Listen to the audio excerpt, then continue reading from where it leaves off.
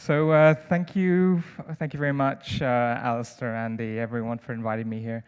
So I'm going to talk about talent, but from the perspective of a larger company in Malta, which is the Betsson Group. Betsson's one of the biggest employers on the island. So it's going to be slightly different from what you're going to hear from a startup perspective. Now, my personal background, I've had some startup experience as well. I've done 2 startups. So I kind of appreciate it from both ends, but I want to talk about how we've been looking at and thinking about securing talent on an island.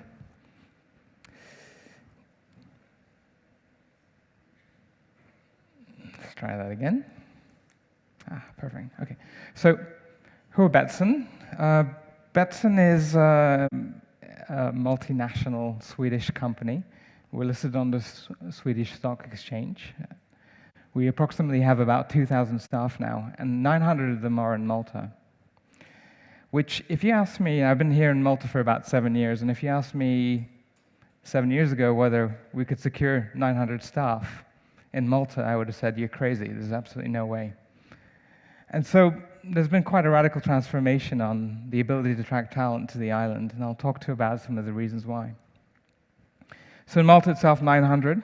42 countries, from 42 countries, so it's very international. And that's twice the number in 2014. So actually, we got 400 of those almost 400 of those in 1 year. So my experience, I've been on a hiring spree, so I think that's the reason why I was invited to the stage to talk about it. I'm a hiring manager, so I'm not a recruiter, that's not my expertise.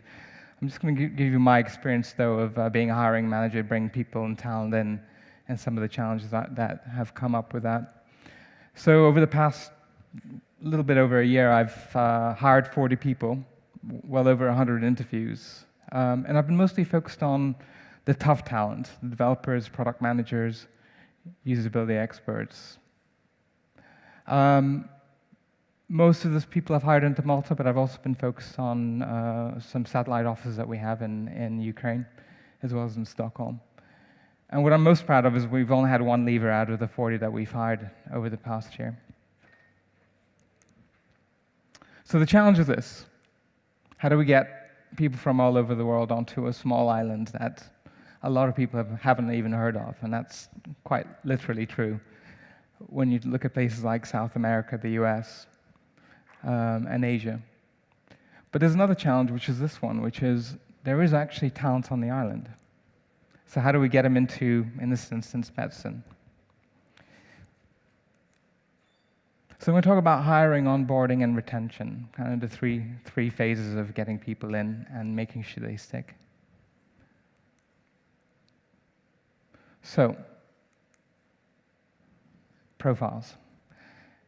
I think a lot of people don't spend enough time doing the homework before they start to hire. It's really, really key to think about who you're going to hire and how they're going to fit in. And it might sound like pretty clear words to say, but how do you do it? Well, one of the things is, what is it that you want them to do? What are the skills that they want, and how do you want them to behave? It's really critical that you start defining these out, and they fit within your particular plan. And this is the reason why. It's because you're trying to tell them a story. Remember, what you're doing with talent is you're pitching to them. You're trying to attract them to you and stick with you. So what's the story that you're trying to tell to your candidates? So there's a story of the company, and there's a story of why you see them fitting in. And the other one, and especially important if you're in a startup, is to think about how those skills are going to particularly fit in. In a large company, there are different skills that you look for than those in a small company. With startups, you have to be very specific about what are those things that you want. Whether those are development skills, whether those are around marketing, SEM, et cetera, et cetera. With a larger company, the soft skills actually do come a lot into play as well. But it is very important to be very specific about what it is that you want. And then you put how you want them to behave. Again, this becomes important when you have a bigger company. In Betsson, we have some 5 values that we try and recruit for. So we actually go and we test against those. Will they be a good cultural fit? And that's probably one of the reasons why out of the 40 people we've hired, I think that's the one thing that has managed us to keep the people with us, is that they're the right cultural fit. And this is really important as well. Be prepared to sell Malta to them. We've talked about what our recruiters have done around that, but there's a lot of attractive things about this island, and one of the reasons that people come here is because it's a change of lifestyle, it's a change of pace. So it's really important to sell that to them and prepare them on what are the benefits of coming here in the first place. Sourcing. So I showed the map of the world, and we've literally hired from 42 different countries, probably more.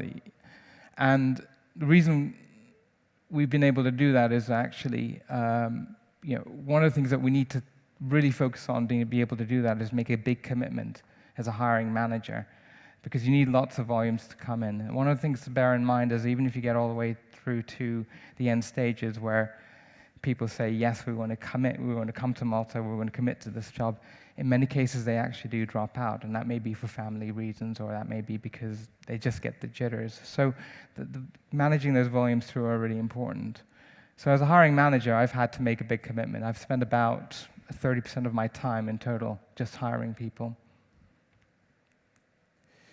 This has proved to be really useful for us, LinkedIn. And the reason is, it's true that you get a lot of spam on LinkedIn and you get a lot of unsolicited contacts. The reason it's really worked for us is because we already have a big network to work from. If you combine and harvest everyone's personal networks, then we can start filtering out and finding attractive, appealing candidates based on other people's networks. So we've kind of used this as a really good way to reach out to candidates. And one of the interesting ways we've done that is actually put lots of pictures of sunny Malta up there. Our hiring managers put pictures and say, get out of the rainy England, or get out of the chaos that's in other places, and come join us in sunny Malta. So even from a kind of a PR perspective, it's been working really well for us. Then there's a question of how you use recruitment agencies, and we've had a lot of bad experiences with that. And the ones that have been worked really, really well, the ones that I've actually found to be the best for us, is that they work with us to really understand what we're trying to recruit for. And that means you sit down with us, they look beyond the job description, and they say, what is it that you're really after? Job descriptions don't usually cover everything that we need. So sit down, what is the personality you're looking for? What are you trying to aim to achieve? And then you start to get a steady flow of candidates where there's a right fit. Now, I think we've used about 7 or 8, and only 1 has proved to be really, really valuable to us. So, using the right recruiters makes a massive difference. Interviews. Some of the stuff that you would expect: screening, tech, competency tests, and then the other one, as I said, for us, that's very important, is the culture fit as well, asking the right questions. So we do a lot of pre-screening, especially of tech talent. We give them, usual type of tests that you would expect. We benchmark them, and then when we ask a lot of open questions around culture fit, again based upon the type of values and type of fit that we're trying to hire for. Some of the things that I will personally go through is take a look at these things here. So, case study actually for product managers. One of the most difficult areas to recruit for are good product managers.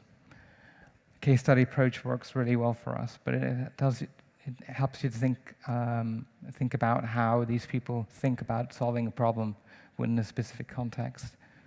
So that's something that we use quite a lot. And it's really important to identify what their motivations are again. So go beyond the words and say, why is it that they really want this job? So there's a little bit of, having the right instinct about the people that you're hiring. That makes a massive difference. And the thing I use quite a lot is team interviews as well. I trust my team. If I've put into place a good team, then they're an integral part of the decision making. So in many cases, it's happened that they've come through to the final round, and we've just stopped the interviews because there's someone on the team who doesn't like the person or hasn't interviewed well. And that's quite expensive for us. We've had maybe 3 or 4 of these cases where we've flown them into Malta. They've passed a series of interviews, and just one person has come out and said, no, we don't think this is a good fit. And we think that's worth doing. Again, it helps us to retain the right people. So this is really important. Again, problem of being on a small island is you're welcoming people. In many cases, those people are not from the EU, so you've got the problem with visas and how to deal with that. But the other thing to think about is the island is filling up, so lodging is becoming a problem. It's difficult to find temporary places. And then there's the usual administration. So it's, as you're hiring, you really need to make sure that you make this as easy as possible for people to move in here. So Betsson's actually purchased a few apartments. Now, obviously, it's very difficult for a startup to do that. But we've actually gone and purchased some apartments, and we'll put people up in there for a number of weeks. The visa process is about 4 months. That's about the time it takes today. And there's a whole bunch of papers that they need to fill. We'll go and we'll help them out as much as possible. But it's important to be there and to make sure that that process is being moved along and you're helping your candidates to move along with that as well. And then the schools and spouse. And it's not, the people we're recruiting very rarely single. They come with children and spouses. So it's important to give them as much assistance as possible, identifying the right schools for them, and make sure the spouses also fit in here as well. That's one of the primary reasons people leave, is because the spouse is unhappy. So it's important to consider that as well. Are they coming here for the right motivation? Are they coming here for the right reasons? Will the whole family be happy in Malta? One thing I do is always match people with a buddy, give them assistance. So someone on my team will actually spend time with a newcomer, about 3 months. And any questions that they have or anything they can deal with, they act as both as a mentor, but also as someone they can turn to just in general with their work. And it's just a very good way of actually getting someone accommodated to a new company. And the other thing I do is discovery period, what I call discovery period, which is actually when you hire someone, especially when it's a bigger company, you need to actually give them time to integrate, and they need to do that on their own terms. So I actually give them, depending on the seniority of the position, I'll actually give them the opportunity to integrate and not give them any task, not give them any objectives, just to go in and discover and make their own connections, build their own networks within the company. And that gives them a time to really identify what are the problems that they should be working on, what are the problems that they should be solving. Because if you're hiring smart people, it shouldn't be about telling them what to do. It actually should be the reverse. It should be about them telling you what are the problems that need to be solved. And then retention. So, intrinsic motivation is the best way to motivate people. What is it that gets people fired up to come into work? And I think that kind of leads on from what I said before, is help them discover what that motivation is in the first place. But these are obvious, interesting problems to solve and inspirational people to work with. Again, the reason why we spend so much time on the culture side as well is to create people in an environment where there are other really interesting people, and that will inspire them to work, to stay and motivated with what they do. In terms of then kind of building on that and how you do that around specific objectives, we use a model that's used very often in Silicon Valley. It's called objectives and key results. Objectives are generally aspirational. We set them at a level that they're not going to achieve, but they're going to probably achieve around 70%. And so and they're about qualitative objectives. And the key results are the ways that you measure it. And the whole point about doing it this way is to say, and you let the people set it themselves. It's not about us dictating. It's about a discussion around how we get around what those objectives should be.